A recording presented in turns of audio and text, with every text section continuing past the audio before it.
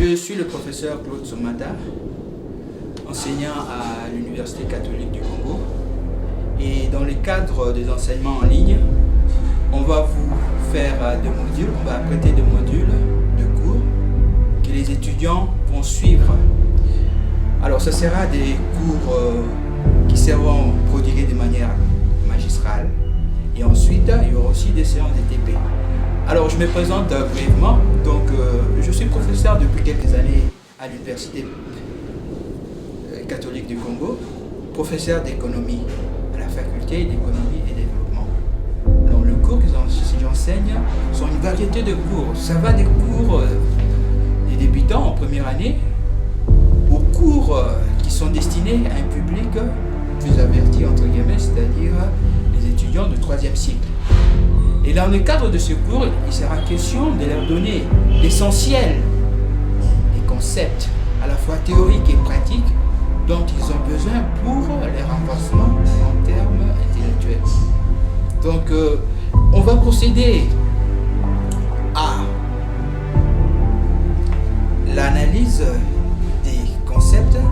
On va procéder aussi à l'étude des cas pratiques dans le cadre de ces cours. Donc, le premier module va porter sur l'économie monétaire. C'est un cours qui est prodigué en L3, c'est-à-dire 3e année de licence. Alors, je vous rappelle que nous, on est dans le cadre du système LMD, licence, maîtrise et doctorat. Donc, quand je parle de L3, c'est effectivement la licence, mais la 3e année. Alors, ce cours d'économie monétaire est destiné justement aux étudiants de licence 3e année. Ce sera le premier module. Alors, le deuxième module, ça sera effectivement destiné aux étudiants du 2e cycle, c'est-à-dire les étudiants des Master 1. Alors, ça sera le cours d'analyse des politiques monétaires. Le 3e cours va porter sur la gestion financière internationale. Ce module sera destiné aux étudiants de Master 2e année. Et en ce qui concerne le 2e cycle, la boucle sera bouclée avec un cours de macroéconomie ouverte. Donc macroéconomie en économie ouverte. Voilà. Ce cours est destiné spécialement aux étudiants qui sont dans la filière commerce extérieur. Et enfin, le dernier cours sera destiné aux apprenants du 3e cycle, les étudiants qui sont inscrits en DA1. Bon, ce sera un module de gestion financière internationale, mais avec évidemment une accentuation bien pointue sur le problème des commerces extérieurs et le problème des financements du commerce extérieur. Donc, ça sera en complémentarité par rapport au cours qui est destiné aux étudiants de master. Donc, voilà en gros les 3 cours. Évidemment, ce sont des cours qui seront destinés pour les étudiants dans le cadre de leur formation de 2e semestre. Vous comprendrez qu'on a déjà terminé le premier trimestre, non pas le premier semestre, et là on est en fait en fin d'année et on essaye effectivement de procéder de la manière vu le contexte actuel. Donc voilà en gros l'ossature du cours, avec les points essentiels qui seront développés. Et évidemment, on va rentrer dans le cours magistral dans le cadre de modules spécifiques. Donc voilà en gros, si je peux me permettre, les éléments fondamentaux qui constituent ces cours. Merci beaucoup. Bonjour. Donc dans le cadre de cours en ligne mis en œuvre par l'Université catholique du Congo, j'ai l'honneur et le plaisir de vous présenter le cours d'analyse des politiques monétaires.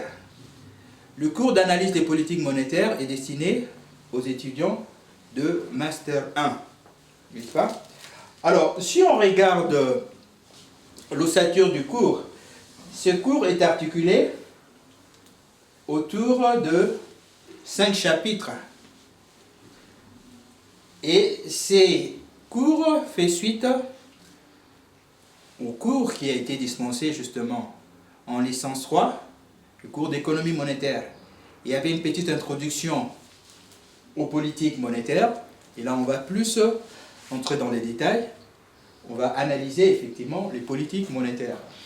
Alors, le premier chapitre porte sur les fondements théoriques, n'est-ce pas? De quoi s'agit-il? Il s'agira bien entendu d'approfondir l'analyse sur le courant des pensées dominant en politique monétaire. Alors on va analyser là d'abord dans un premier temps l'approche monétaire ou l'approche monétariste même, hein, l'approche monétariste de la politique monétaire, n'est-ce pas? Donc ça, ce sera le premier point. Alors le deuxième point va porter sur l'approche keynésienne des politiques monétaires, n'est-ce pas? Alors, bien entendu, il s'agira de voir comment ces théories, n'est-ce pas, se démarquent l'une par rapport à l'autre.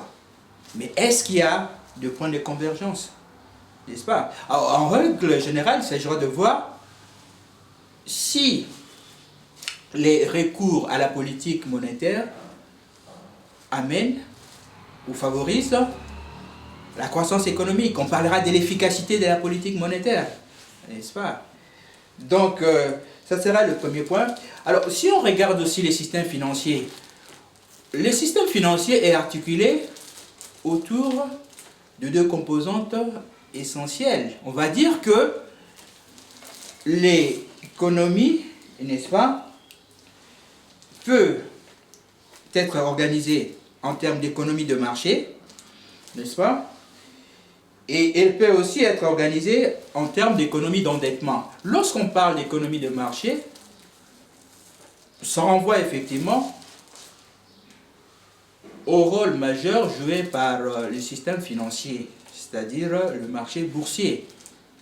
Et de ce point de vue, on parlera peut-être des titrisations, on parlera des financiarisations de l'économie, c'est-à-dire les agents économiques vont se financer pour l'essentiel au sein des marchés financiers.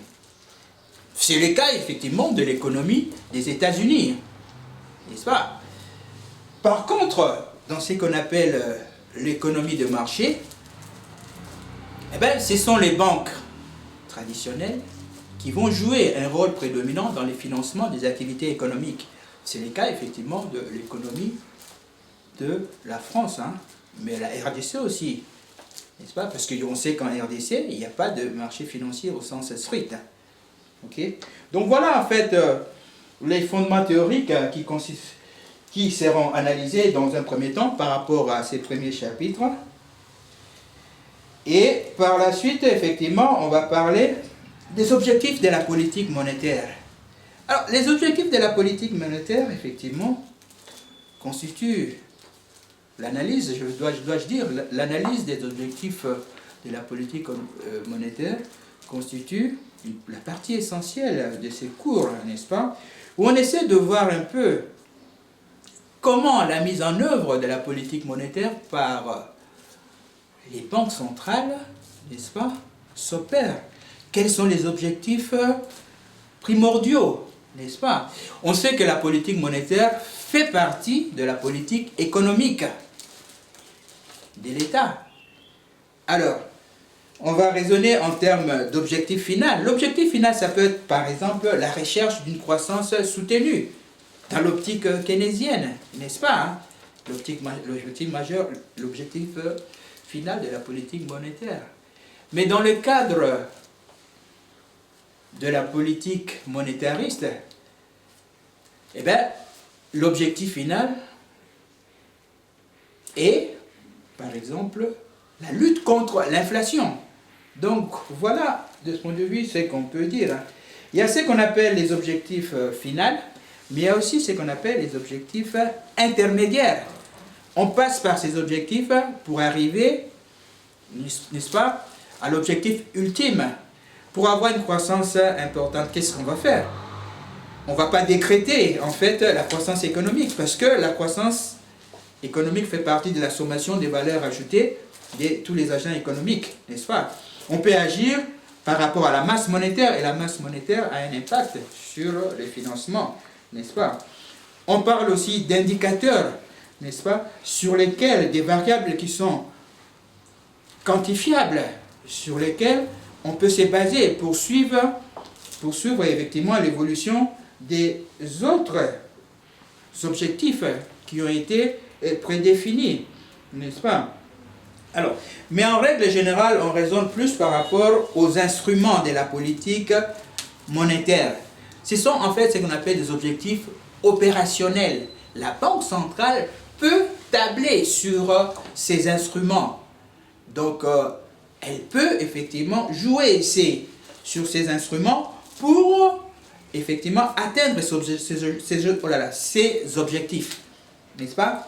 Alors, on peut citer les instruments prédominants. Il y a ce qu'on appelle les réserves obligatoires.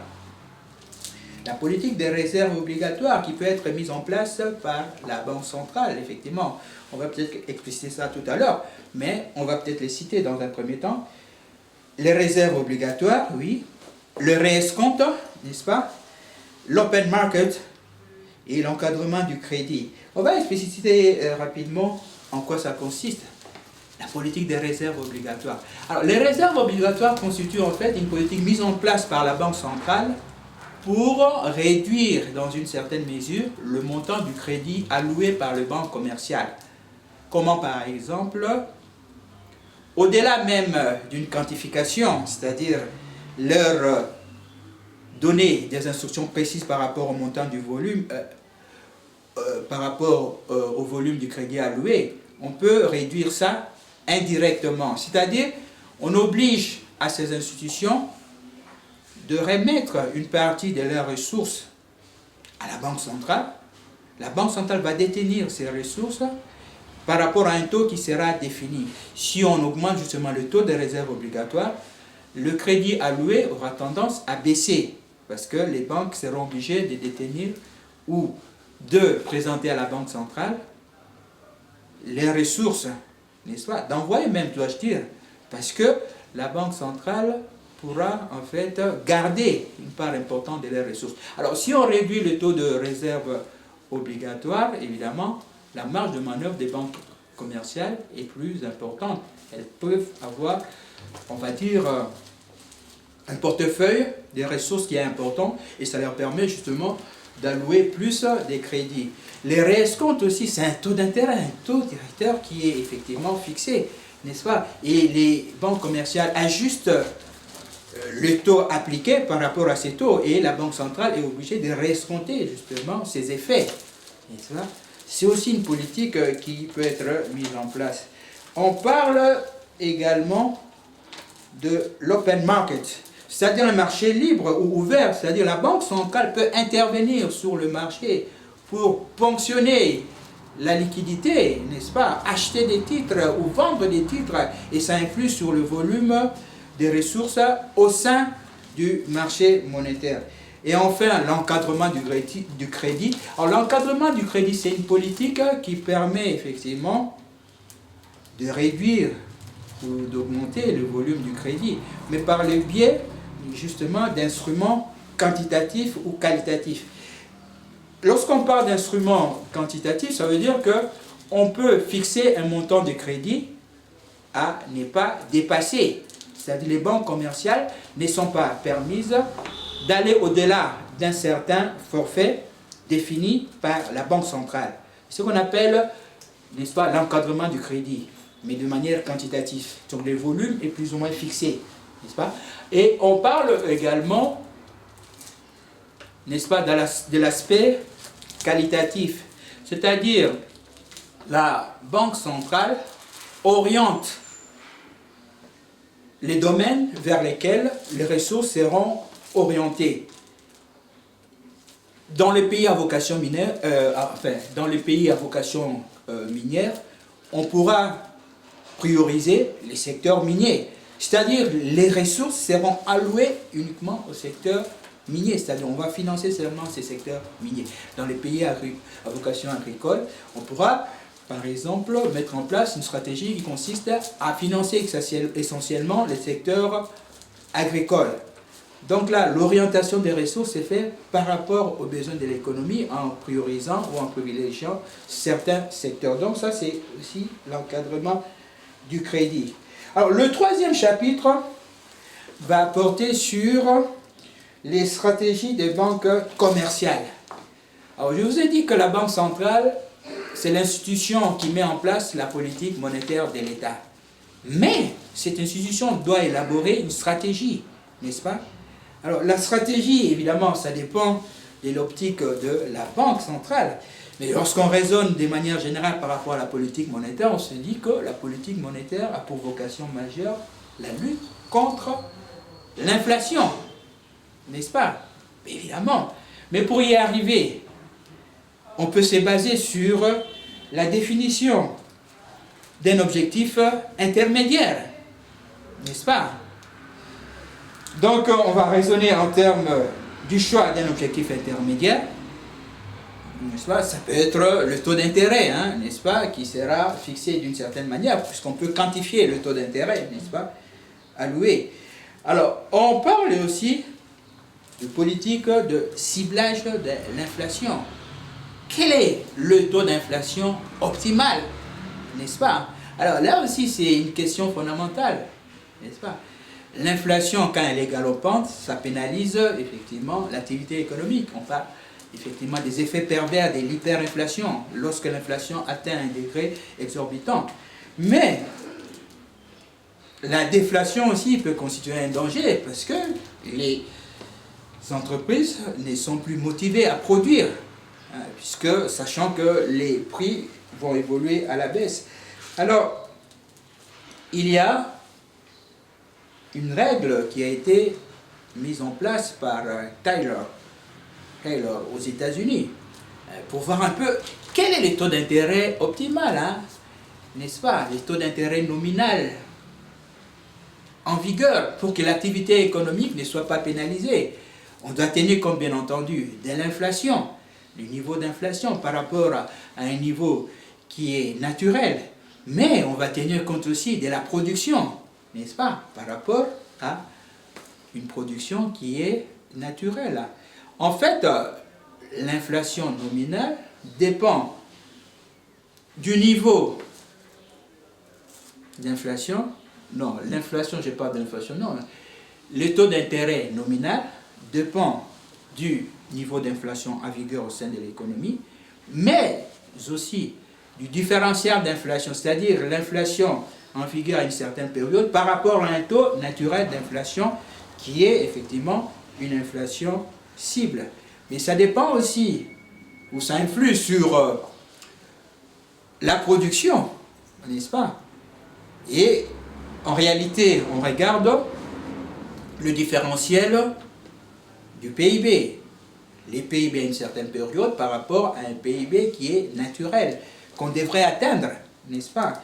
Donc cette modélisation, cette règle a permis effectivement de définir les coefficients, n'est-ce pas, fixes qui dictent l'évolution justement de ces variables. En quoi le taux d'inflation influe sur...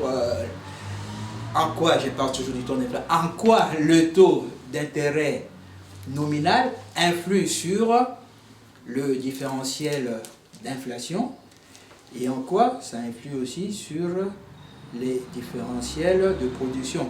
En d'autres mots, on veut dire comment plutôt ces variables, parce que ces variables sont exogènes, comment les différentiels d'inflation influent sur le taux d'intérêt optimal et comment aussi les différentiels de production influent sur le taux d'intérêt nominal. Donc ça c'est la règle de Taylor. Okay? Alors, de manière générale, la question récurrente au sein des économies, c'est quel est le niveau de taux d'inflation optimal? Comme je disais tout à l'heure, une inflation pléthorique, une inflation plutôt galopante, voire l'hyperinflation a des effets néfastes sur la production. Ça crée des incertitudes. Les fluctuations des taux d'inflation, n'est-ce pas, découragent l'activité puisque le pouvoir d'achat évolue à la baisse. Mais la déflation aussi peut avoir des effets néfaste, parce qu'il n'y a plus d'incitation pour la production. Les entreprises se retrouvent dans un cercle qui est effectivement néfaste, n'est-ce pas, par rapport à leur évolution, par rapport à leur profit. Il y a un juste milieu entre les deux. Alors, eh bien, les canaux de transmission de la politique monétaire, bon ça, on avait déjà développé ça dans le cadre du cours d'économie monétaire. Il y a les canaux justement du taux de change, le canal du taux d'intérêt et le canal du crédit, n'est-ce pas? Ce sont des canaux majeurs. Okay? Dans le dernier chapitre, on parle de la politique monétaire de la BCC ou de la Banque centrale du Congo. Quels sont les objectifs majeurs de la politique monétaire mise en place par la Banque centrale du Congo? Bien entendu, la recherche d'une inflation correcte, dois-je dire, soutenable dans l'économie, constitue effectivement une priorité de la politique mise en place. Parce que en RDC, si on regarde justement la décennie 90, où il y avait justement l'hyperinflation, il y avait l'hyperrécession et l'hyperdépréciation de la monnaie, ça a créé des réflexes, n'est-ce pas, de méfiance, voire des défiances auprès des agents économiques. Ça a entraîné la dollarisation de l'économie, ça a entraîné effectivement le rejet de la monnaie nationale. C'est-à-dire la monnaie nationale n'arrivait plus à jouer ses rôles d'appoint, n'est-ce pas? Et ce qui a fait que, effectivement, la double circulation monétaire s'est renforcée, n'est-ce pas? Et la Banque centrale, bien entendu, a ses rôles justement à lutter contre l'inflation, mais au-delà de ça, la Banque centrale a un rôle majeur, c'est lui de procéder au refinancement de l'économie, au financement et au refinancement. On parle du rôle de prêteur en dernier ressort. L'Institut d'émission joue ce rôle. Cette institution est dans l'obligation de financer les banques qui manifestent ses désirs, n'est-ce pas? Alors, le contrôle aussi du système bancaire, du système financier, n'est-ce pas? Et ça renvoie aux garde-fous qu'on doit mettre, n'est-ce pas, pour que l'équilibre du système financier se maintienne. On parle des risques systémiques, n'est-ce pas? Parce que s'il y a effectivement détérioration du système financier, et ça a un impact sur l'économie dans son ensemble. On parle de la crise bancaire qui peut se muer en crise économique. Et la crise économique peut se muer en crise sociale. Et au-delà, ça peut entraîner une crise politique. D'où le rôle de maintien de l'équilibre financier par la Banque centrale. N'est-ce pas? Comment mettre en place des mécanismes pour faire face à ce qu'on appelle les risques systémiques, les risques de déflagration du système financier. Okay? Alors, la Banque centrale, effectivement, c'est, comme je vous ai dit, met en place la politique monétaire du gouvernement, n'est-ce pas? Mais on peut aller au-delà. La politique monétaire doit rencontrer, n'est-ce pas, les prérogatives qui sont définies par l'État, n'est-ce pas? Et le rôle de la politique monétaire, justement, c'est de mettre en place des mécanismes qui assurent la stabilité interne de la monnaie, mais aussi la stabilité externe de la monnaie. Alors là, j'aimerais insister sur trois éléments. On parle, en ce qui concerne la politique monétaire, du maintien de la triple stabilité des taux. N'est-ce pas? De quoi s'agit-il? Alors, la triple stabilité des taux renvoie effectivement à la stabilité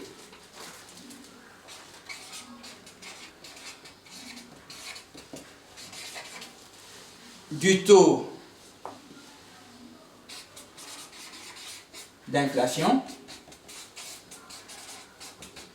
OK. Au niveau interne, bien entendu. Stabilité interne, du taux d'intérêt. Ça renvoie stabilité interne de la monnaie, dois-je dire. C'est la stabilité du taux d'intérêt. La stabilité interne renvoie à la stabilité des prix au niveau interne. Ça renvoie justement à la maîtrise du taux d'inflation. Alors, la stabilité externe de la monnaie, voilà, la stabilité externe de la monnaie, eh bien, ça renvoie à la stabilité du taux de change. Le taux de change consiste à l'évaluation de la valeur de la monnaie nationale par rapport aux devises. Donc c'est aussi un attribut de la politique monétaire, mais en gros on parle de la politique d'échange, n'est-ce pas? Mais effectivement, c'est aussi quelque part une politique monétaire, on parle de la politique cambiaire, effectivement. Ok? Mais au-delà, la stabilité du taux d'intérêt permet effectivement de suivre l'évolution de la politique monétaire. On a parlé de la règle de Taylor. La règle de Taylor, quel est le niveau de taux d'intérêt optimal? Quel est le taux d'intérêt nominal qui doit être mis en place? Donc, stabilité du taux d'intérêt. Donc, voilà effectivement comment on met en place la politique monétaire. Évidemment, lorsque la politique monétaire est mise en place, on parle du taux créditeur, n'est-ce pas? On parle du taux débiteur. Mais au-delà, n'est-ce pas? Il faudra raisonner par rapport au taux de base bancaire. Ok? L'ajustement du crédit par la Banque centrale, n'est-ce pas, doit être entériné par la Banque centrale, n'est-ce pas, lorsque la politique monétaire mise en place, n'est-ce pas, par la Banque centrale, par le fait justement de la mise en œuvre d'un taux de base bancaire, n'est-ce pas, et cette politique normalement doit être entérinée, si je peux me permettre le terme, par des taux d'intérêt qui soient en adéquation, mais des taux d'intérêt créditeurs, mais surtout des taux d'intérêt débiteurs qui seront mis en place par les banques commerciales. Ok? Alors, l'évolution justement du taux d'intérêt appliqué par les banques centrales, par les banques commerciales, doit suivre, si on peut dire, l'évolution du taux de base bancaire édicté par la Banque centrale pour qu'il y ait adéquation pour la suite. Mais souvent dans les pays en développement, cette évolution n'est pas toujours directe, n'est pas toujours automatique. Il y a une adéquation entre le taux de base bancaire et le taux d'intérêt mis en place par les banques commerciales. En RDC, on a vu ça, le taux d'intérêt à une certaine époque était de l'ordre de 2 ou 3%, alors que les taux d'intérêt pratiqués par les banques étaient autour de 20%, si ce n'est plus. Donc, voilà un peu ce qu'on peut dire de ce point de vue. Parce que la politique monétaire, effectivement, c'est effectivement lié aussi à l'ajustement de la masse monétaire. On parle justement de la planche à billets. C'est un droit régalien des autorités monétaires, n'est-ce pas? On peut en user, mais pas abuser. Parce que l'utilisation de la base, plutôt de la planche à billets, ou le financement monétaire du déficit de l'État peut avoir des effets pervers. On l'a connu en RDC lorsque le mode de financement, dans les années 90, le mode de financement de l'économie, c'était la planche à billets. Lorsqu'il y a eu rupture des relations avec les instances financières internationales, on a connu l'hyperinflation, n'est-ce pas? Et ce qu'on a vu, on va effectivement réduire cette intensité, n'est-ce pas, de création monétaire par le biais de la planche à billets pour avoir une politique monétaire qui soit plus ou moins prudente. C'est effectivement les enjeux majeurs auxquels on est soumis lorsque on veut mettre en place une politique monétaire qui soit efficace, qui soit en adéquation avec une croissance qui soit vertueuse. Je vous remercie de votre attention.